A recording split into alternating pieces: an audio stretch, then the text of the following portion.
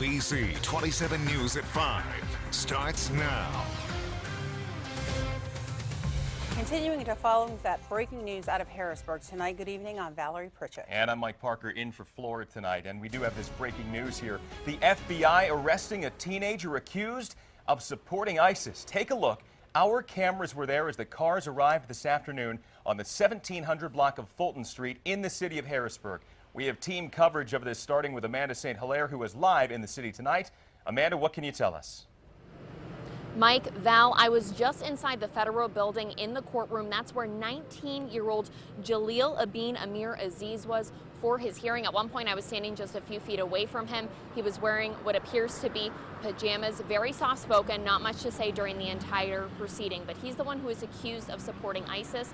And essentially, this proceeding was about the judge making sure he had an attorney, and they set up a hearing for next week to act as a preliminary hearing and a detention hearing. So he will be in jail until then. The judge did go over the severity of the charges against Aziz. The FBI says, and the U.S. Justice Department says, he used at least 57 different Twitter accounts to spread ISIS propaganda. The Justice Department is also telling us that he helped people travel to and travel in support of ISIS, that he posted links that had personal information. We're talking names, addresses of 100 people in the U.S. military, encouraging people to have violence against them, violence against the United States on behalf of ISIS. So this is something where we're still getting a lot of new information as the whole situation unfolds, but we're staying on top of this, and we'll know more next week, 3 p.m. December 23rd. That is when Aziz is scheduled to be back in court, and we'll be sure to be here and bring you the latest details as we get them. So Mike, Val, I'm going to send it back to you.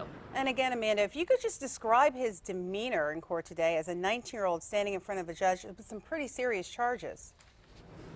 It was, and he acknowledged that he understood the charges were serious. That was part of the court proceedings. He answered simple yes or no's when the judge asked if he understood different parts, made sure that he understood his rights, but not a lot to say. And at one point, the judge even had to ask him to speak up because the court reporter was having trouble hearing him. We did see Aziz speaking to two attorneys who will now be representing him, but clearly not a lot to say with such serious charges going through this court system. All right, Amanda St. Hilaire reporting live for us in downtown Harrisburg outside of the federal courthouse. Again, following this breaking news as a teenager who with alleged ties to ISIS has been arrested by the FBI in Harrisburg along Fulton Street. Meanwhile, federal agents and police remaining at that scene in Harrisburg tonight, collecting evidence, including a backpack and weapons. Samantha Galvez continuing our live team coverage. Samantha. Yeah, right now we are on Kelker Street. Behind me, Fulton Street is blocked off. You can see the first house right here where there's a light. I'm going to step aside. That is where we've been seeing FBI agents walking in and out, carrying boxes. They've been here just after 2 this afternoon. Again, the U.S. Department of Justice saying the man inside that home attempting to aid ISIL. 19-year-old Jalil Abin Amir Aziz charged in a 2-count criminal complaint. He allegedly conspired and attempted to provide material to support ISIL. Inside his home, FBI found a backpack containing weapons, ammunition, a knife, and other survival items. Aziz used 57 different Twitter accounts to advocate violence against the U.S. He also posted the names and addresses of hundreds of members of U.S. military. Again, the case is still under investigation. Not too much activity happening at this point. There are still cars out in front of the home. But again, as this continues to unfold, this developing story, we will update you on air and online at ABC27.com. Working for you live in Harrisburg, Samantha Galvez, ABC27 News. Sam live there on Fulton Street tonight with this breaking news. And as we continue to uncover more details in this investigation, of course, we will let you know. There is a press conference happening at 5:30 tonight at a mosque in Harrisburg. We're going to provide updates on that developing story as well, on air, online, for you in Harrisburg and wherever else this news breaks involving this teen with alleged ties to ISIS. That's right, and we continue to follow this breaking news with Congressman Lou Barletta representing Pennsylvania's 11th Congressional District. He serves on 3 House committees, including the House Homeland Security Committee and the Counterterrorism and Intelligence Subcommittee. Congressman Barletta, can you hear us? Yes, I can. All right, thank you so much for joining us. Well, of course, you are tuned in to this type of thing involving terrorism and, of course, ISIS there in Washington. I'm just going to ask you right off the top here, what are you feeling right now, knowing something that there's an incident with alleged ties to this terrorist organization right here in Harrisburg, PA. Well, first of all, I want to commend the FBI's Joint Terrorism Task Force for their great work. We know that America is ISIS' #1 target. There's no question about that. They said so. And whether it's by radicalizing Americans or coming here through our gaping holes in our visa or refugee program, we should not be making it easier for them to succeed. We need to be right every time. They need to be right just once. And I think, Congressman, this is kind of frightening for people. Right in our backyard, we're, Harrisburg, we're a city, but not that big of a city. You hear of this happening in larger cities. What do you want to tell people about being vigilant? It doesn't matter what small town you live in, what big town you live in. You really need to be watching your backs and watching each other's backs. Yes, we do. We know that ISIS is going to use every means that they can. Their goal is to commit terror here on Americans, whether again it's an American who has been radicalized or whether they've come here. So it's very important that people know that if they see something, they must say something. Whatever it is, they need to go to their authorities, and we need to make sure that the federal authorities are working very closely with our local law enforcement, because they're going to be the first line of defense to prevent something like this that's happened. Unfortunately, what happened in San Bernardino, because of the gaping holes, we're going to be susceptible to more of those types of crimes. And again, it's up to people to go to authorities if they see something suspicious. And Congressman, in this particular case, we're told that this teenager who is accused of assisting ISIS did so via social media with dozens of Twitter, Facebook accounts, maybe others that we're just not hearing about yet. But again, the topic of screening social media in Washington when it deals with terrorist organizations is really up for discussion right now. Do you think that an incident like this will prompt you to keep that discussion alive? As a matter of fact, coincidentally, just this afternoon I had a classified briefing to discuss this exact issue of checking social media especially with non-Americans. We shouldn't be treating non-Americans with the same rights. When people want to come here to the United States, that rights that American citizens have, we need to use every tool possible. Another problem that we're having is encryption, where now ISIS and those that are associated with ISIS are going dark through encryption, and it's very difficult for us for the FBI and law enforcement to get the information that they need. So we need to use every tool. We shouldn't be opening our doors. I've been very vocal about Pennsylvania taking in refugees, and I'm saying that because we had FBI testify at our hearing that there is no system in place to screen people from Syria who are coming here to the United States. This is real, and for anyone, ISIS said that American blood is the best blood and that they will taste it soon. Well, I believe them, and I think we need to do everything we can to protect Americans first. Yeah, very real indeed, and very close to home, as we are understanding today. Thank you, Congressman Barletta, for joining us this evening. Thank you. In the meantime, Governor Tom Wolf is releasing a statement today praising all officials involved in this, saying that, quote, "We understand that this individual is a U.S. citizen, and his arrest is a reminder that we must remain vigilant, strong, and focused on anyone here in the state who may seek to harm Pennsylvanians." That statement from Governor Tom Wolf. In the meantime, more news today. Charges are now filed against the friend and neighbor of the San Bernardino killers. Enrique Marquez is the first and only person charged in the December 2nd massacre that killed 14 and wounded 20 others. Investigators say Marquez bought 2 assault rifles 3 years ago that wound up being used in that shooting and gave them to one of the attackers to keep his name off of public records. The FBI says Syed Farouk and his wife Tashfeen Malik were inspired by ISIS and discussed jihad on private social media messages as far back as 2013. And on to our other big story tonight. And now the weather, of course, is what we were talking about up until about an hour ago when this breaking news happened in Harrisburg. Well, today was a washout, as many of you know.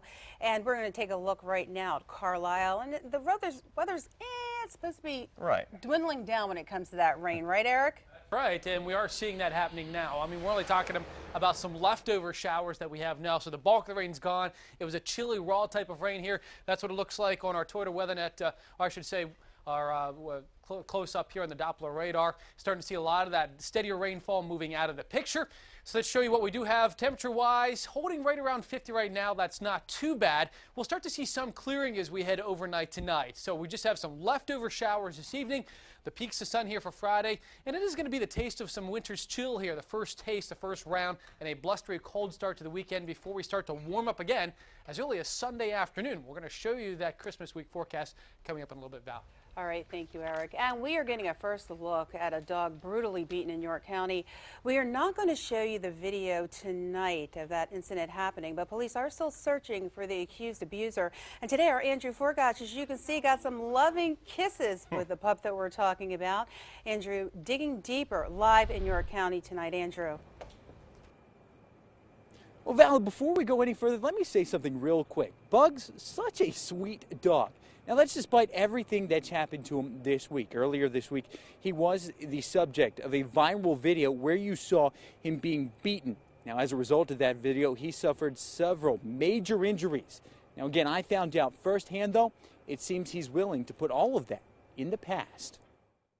Oh my gosh. It's hard to believe a dog treated so cruelly can wind up like this. That's so adorable. So loving and quick to forget what happened to him. This white male pit bull is named Bugs. Honestly, it brings tears to my eyes to see how he reacted to you. A different video of Bugs caught a lot of attention this week. In that graphic video, which was posted to Facebook, you can see a man drag Bugs around, punch him, and hit him with what appears to be a belt. As a result, the white male pit bull suffered a broken rib and multiple bruises. You would think that a terrible beating like that, would instantly make a dog scared or, not want to be around people. 24-year-old Luis Cruz Pedro from York, who was not Bugs' owner, faces charges for the attack. Melissa Smith, the director of the York County SPCA, says Bugs still shows some signs of fear. But you can see Bugs is still full of love. He's amazing. It's what all dog lovers love about dogs is, just what he's showing us here. Forgiveness and resilience and loyalty and all things good. Now, Bugs will spend a few more days here at the York County SPCA before he goes into a foster home. Now, there was another dog seized as a result of the investigation into that attack video. We're told that she, a puppy, is also doing very well here at the York County SPCA. But again, as part of this investigation, police are still looking for Luis Cruz Pedro. If you have any information, you're asked to give them a call. Working for you in York County, I'm Andrew Forgach, ABC27 News. All right, thank you. Well, 'twas the week before Christmas, and at the state cap, lawmakers stirring to make the budget a wrap, all while schools and programs keep alerting. Without any state money, they're sure to be hurting. But here's a thought that's quite the fright. There may not even be a deal in sight. Now that I got through that, Dennis is here watching your money. Dennis? I'm not only watching money, nice job, by the way. I'm watching the sausage making, and that would be an accurate term, and it is not pretty. Yesterday, House Speaker Mike Turzai gave Governor Wolf 24 hours to round up enough votes in the House to pass that $30.8 billion framework budget. The governor's office says it's not their job to round up votes. That's the job of House Republican leadership, but also insisted that if the budget plan went to the floor, it would pass. Wolf's people also said that deadline was arbitrary and an erratic move by Turzai. But the House didn't vote a budget today, and there seemed to be no sense of urgency concerning the budget, and still no specifics as to exactly what taxes need to be increased to raise $30.8 billion. Right now, it's the time for challenges and ultimatums and political partisanship is over. It's December 17th. We need to pass a budget. Schools need money. Human service agencies need money. We need to pass this budget, and the House Republicans need to deliver. When we don't have 102 tax votes, and as Republicans, Democrats, you can have the Star Trek, Star Wars convention party in here. You're still not going to get 102 votes right now out of the House. So coming up tonight at 6, those for and against the budget and tax increases exert pressure on state representatives. How? Join us at 6 and we'll tell you. Guys? Thank you, Dennis. We continue to follow breaking news out of Harrisburg, where a teenager was arrested today with potential ties to the terror group ISIS.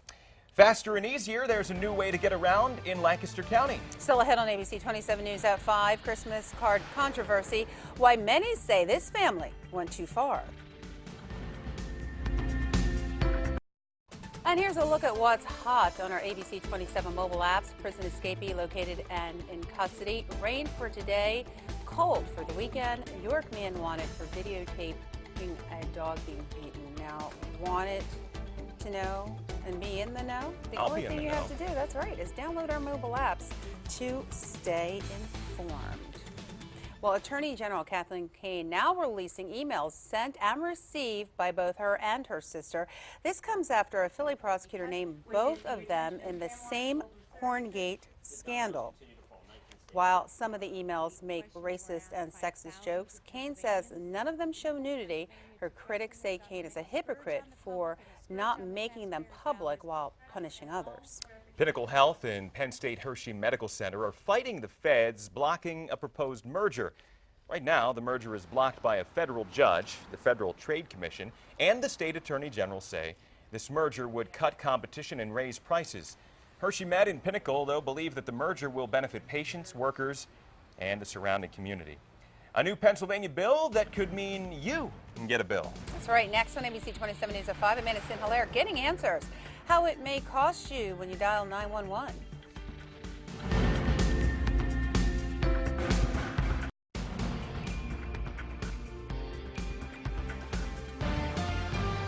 It seemed like a lot of rain today, just wouldn't stop, persistent. Only around 50 degrees, but still 50 degrees and rainy seems quite raw. Let's zoom out and show you that the bulk of this is now ending. You can see a lot of that slug of rainfall now kicking off into New England, and even New England, it's rain. So we're talking rain in New England in December. We've got plenty of mild area here. Here are the top sites in terms of rainfall, and we still didn't get a ½ inch of rainfall. So we've got 4/10 there for Lampeter, and notice about 1/3 of an inch for Mechanicsburg, Fairfield, and Myerstown. Here's a few other locations getting about 1/4 of an inch. Seemed a lot more than that, as I mentioned, because it seemed like it lasted all day, but it was just light and persistent. So as this system begins to lift off now into New England and the Northeast, now we start that cold conveyor belt to wrap around here, and now it's the beginning of what actually feels like winter for a change. Not lasting long. We're talking about a couple of days. By Sunday, we're going to start to see this ridge of high pressure kick in here, and I think we're bouncing back in the 40s by Sunday. Not before really a chilly start here. So highs tomorrow only going to be into the 40s, and then as we head into, you can see here, Friday night into Saturday morning, starts to get a bit chilly. We'll be dropping down into the 20s to wake up Saturday morning, heading in the afternoon and evening. I think high temperatures on Saturday will only be in the mid-30s. So that gives you an idea that, yeah, definitely seeing a bit of a chill here across the area. So stray evening showers, slow clearing here for tonight. We're going to go for a low of 40. And then if we can move maybe 2 degrees by the afternoon, that's about it. With peaks of sunshine, breezy and cooler. Winds out of the northwest will be at 10 miles an hour, and then that's just going to usher in even more of that cold air here for the weekend. So starting off in the 20s here by Saturday afternoon, 30s. We bounce back. A cold start here to Sunday morning. By the afternoon, though, we're at 41. Lots of sunshine.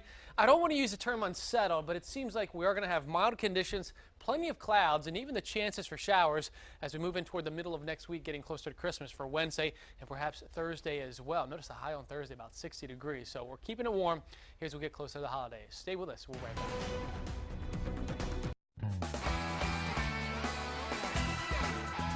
'Tis the season for coaches to be leaving. Penn State just got their new offensive coordinator, but this streak goes both ways. James Franklin could be losing a key piece of his staff. Co-defensive coordinator Brent Pry is rumored to want the Georgia Southern head job. The Georgia Statesboro Herald saying he already interviewed. Penn State was 14th in the nation in total defense this season. It was her 255th appearance, and it was her last. Abby Wambach played her last game with U.S. Soccer last night. The U.S. lost the game 1-0 to China and lost a legend of the game. Wambach retires the all-time leader, man or woman, in international scoring. And we don't get a lot of good from the Sixers, but we did get this last night. Rashawn Holmes. You can order that poster just in time for Christmas. It could be worth something someday, eventually, maybe later. Sixers still lose 127-106. Stay with us. We'll be right back.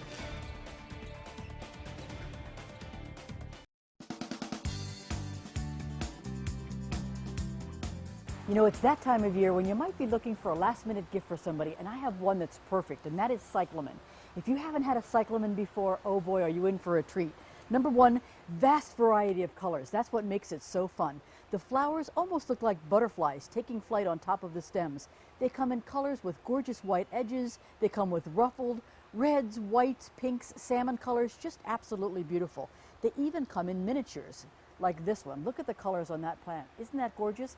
The thing about cyclamen is it's a corm, actually a bulb. So when you look down in the center of this plant, you're going to see that's where all the flower buds are. I say this to you because it's very important that you not water over the top of the plant. The best way to water a cyclamen is to put water in actually a plastic saucer like this. Let it sit in there for about 30 minutes, wick up the moisture that it needs. After that, pour it off. That way you never want it to flop in between waterings. Also likes to be in a cool, bright location. Best thing about this plant, when it's finished blooming, somewhere around June when it starts to get warm, forget about it. Let it go dormant. It's a bulb. September, pull it back out, water it, put it in fresh soil, wait for the magic to begin. So you want to talk about a neat gift to give for somebody or for yourself. Think about a cyclamen. You'll be happy. ABC27 News at 5:30 starts now. And we are continuing to follow breaking news out of Harrisburg tonight. The FBI arresting a teenager in the city of Harrisburg. He's accused of supporting ISIS. Our camera's there as the cars arrive this afternoon on the 1700 block of Fulton Street. And we have team coverage of this, starting with our Amanda St. Hilaire live in Harrisburg tonight, outside of the federal courthouse where a hearing just wrapped up. Amanda? Mike, Val, just a few minutes ago, we saw several black sedans pulling out of the garage underneath the federal building. The windows were heavily tinted, so it's unclear whether Jalil Abin Amir Aziz was in the backseat. That's the 19-year-old accused of helping ISIS. We do know that he's going to be in jail until his preliminary hearing, which a few minutes ago was scheduled for next week. But in the meantime, we've been going through more pages of the criminal complaint, learning more about these charges. At 5, you might remember we told you that Aziz is accused of using more than 57 Twitter accounts to spread ISIS propaganda. Well, the complaint goes on to say the reason there were so many accounts was because Twitter kept shutting them down because of the, quote, radical nature of his posts. In fact, several times during the complaint, the word radical and violent, jihadist, that's all used throughout those pages. But the complaint also talks about specific tweets that Aziz sent out. One of them being about Pennsylvania, saying Pennsylvania's gun laws were, quote, pretty light, saying it was easy to arm yourself here in this state. There were also direct threats against President Obama in the White House, and even tweets about purchasing women to own as slaves. So we're still going through those pages, getting as much information for you as we can. So stay with us here on the air and online for those updates. Amanda, did you notice any family members in the courtroom with him or anybody that may have been connected with him in addition to his attorneys? Not that we could tell. The hearing was pretty quick. There were 2 attorneys there who were consulting with him. We have seen a few people standing in front of the federal building, but at this point it's unclear whether they know Aziz, whether they're friends with him. The complaint does say that Aziz lived with his parents. At this point, we haven't seen anyone who identified themselves as his parents. And Aziz himself didn't really have much to say during the hearing. He was very soft-spoken, gave 1 or 2 word answers. So those kind of community connections at this point are still unclear.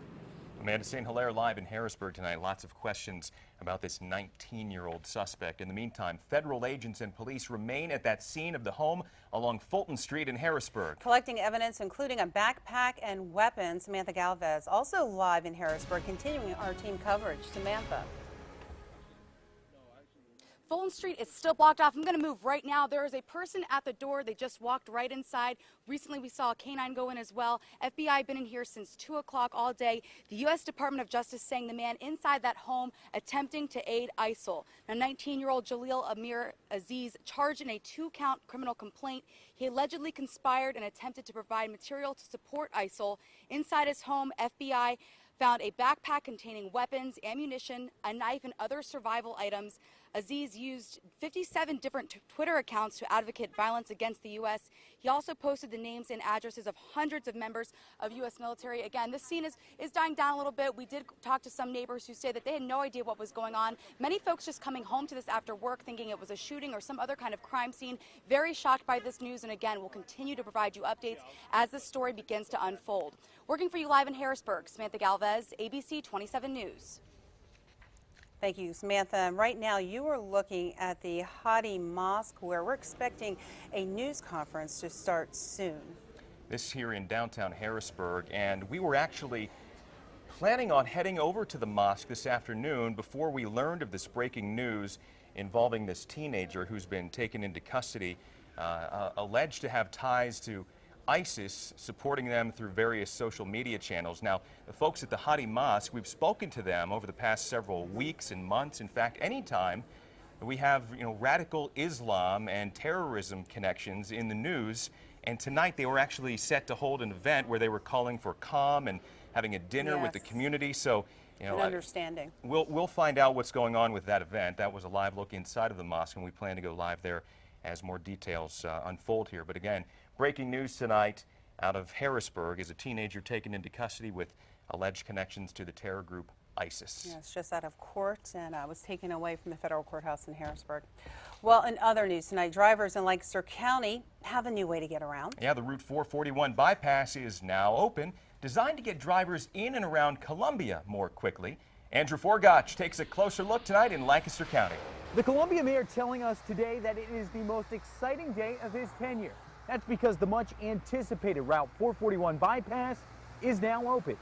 The 441 bypass project started in summer of 2014. With it opening today, traffic has the option to go around the city. The project also changes the on-ramps for Route 30. Originally was supposed to open in November, but PennDOT ran into some problems with railroad signals on a nearby road. Now, the goal of the project was to take truck traffic out of the downtown.